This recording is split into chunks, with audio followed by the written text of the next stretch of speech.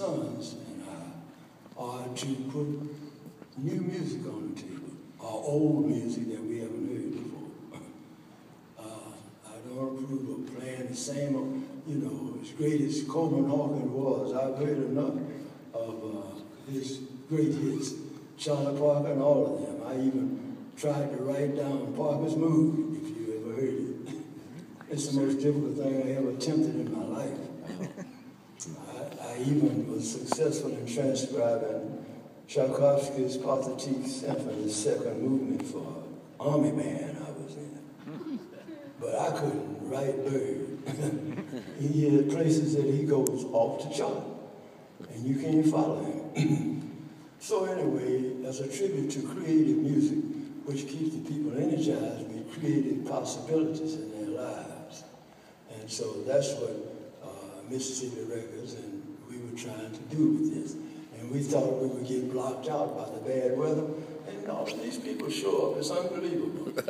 So we brought you a show in several parts. First, I'll open up playing some of the concept that me and my son are developing now, and do 3 or 4 songs of that.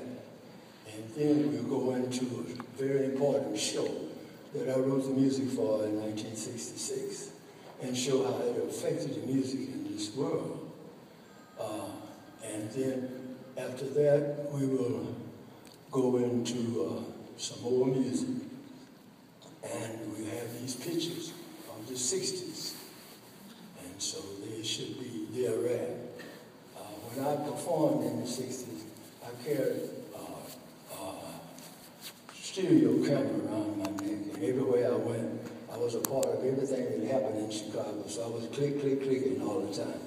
And I have a collection, and I brought about 80 slides out of, 160 slides out of that collection, so you can see the 60s in Chicago, where we started drinking distilled water, because it has the highest safest tension. Most people don't know why they drink distilled.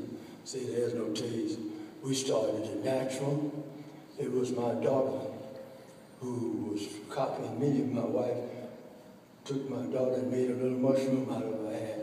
And Jean Pace saw it in the rehearsal during the show. And she flipped and sent to New York to get a wig of a natural. And that's what Angela Davis saw. And she copied Jean Pace.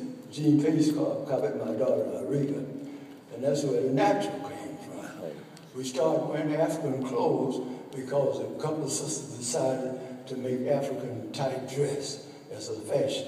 And it became very popular in the black community. We were wearing sandals in 65 and 66 and dressing African in Chicago.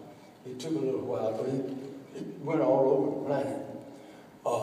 We were responsible for several innovative ideas in discovering and self-discovery. And so those are the pictures you'll see. Now when I get through, we'll be glad to handle questions and answers. If you have anything, I'll be glad to answer it for you. Okay? So we want to get started here if we got sound. I don't hear it.